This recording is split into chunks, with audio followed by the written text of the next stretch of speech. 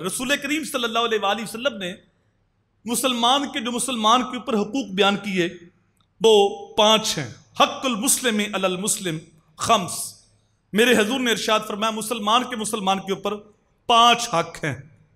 رد السلام، پہلا فرمایا سلام کا جواب دینا، سلام کرنا سنت ہے اور جواب دینا واجب۔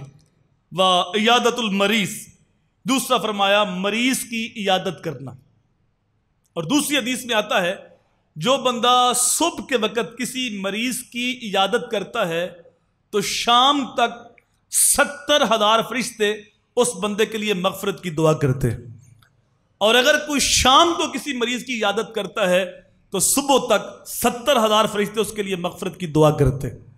تو یہ دوسرا حق ہے مریض کی عیادت کرنا۔ واتباع الجنائز، تیسرا فرمایا کہ جنازے کے ساتھ چلنا، اس کا جنازہ پڑھنا۔ واجابت الدعوہ، چوتھا فرمایا دعوت قبول کرنا، اگر کوئی مسلمان تمہاری دعوت کرے تو یہ حق ہے کہ اس کی دعوت قبول کی جائے۔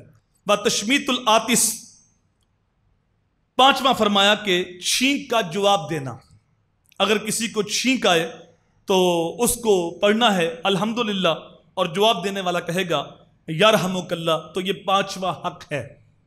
اللہ اکبر۔